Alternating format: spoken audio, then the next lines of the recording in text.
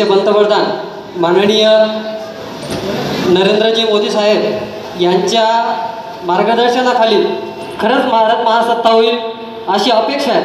पण जर खरं बघितलं तर आज ग्रामीण भागामध्ये पाहिजे तशी आरोग्य सेवा उपलब्ध नाही आहे. आज जर कोणाला हार्ट अटॅक आला तर त्याला तालुक्यापर्यंत नेण्यासाठी त्या गावामध्ये ॲम्ब्युलन्स उपलब्ध नाही, तर त्याला तालुक्यापर्यंत नेत त्या ठिकाणी त्याचा मृत्यू होतो. आज आमच्या सामान्य गावामध्ये जर गर्भवती महिला असेल तर तिला त्या तालुक्यापर्यंत नेण्यासाठी आज वाहन सुविधा उपलब्ध नाही आहे. जे वेळेवरती उपलब्ध होते पण तिला तालुक्यापर्यंत नेता नेता त्या ठिकाणी तिचा मृत्यू होतो. मॅडम एवढंच नाही तर आज खरं बघितलं तर आज माझा शेतकरी मजूर आज शेतामध्ये काबाड कष्ट करून त्याच्या मुलाला डॉक्टर पदापर्यंत पोहोचवतो, तर आज त्याला लाख रुपये खर्च आरामात लागतो मॅडम.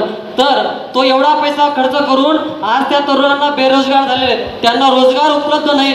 तर म्हणून आज जळगाव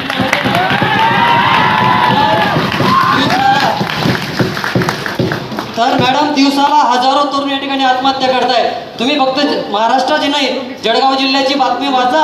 एवढ्या 10 दिवसामध्ये 100 तरुणांनी आत्महत्या केली आहे आणि त्याचं खरं कारण म्हणजे बेरोजगारी आहे. कारण आपला मायबाप कष्ट करतो आणि जर त्याला नोकरी लागत नसेल तर त्या ठिकाणी मायबापाचा विचार त्याच्या मनामध्ये येतो आणि त्या ठिकाणी तो आत्महत्या करतोय.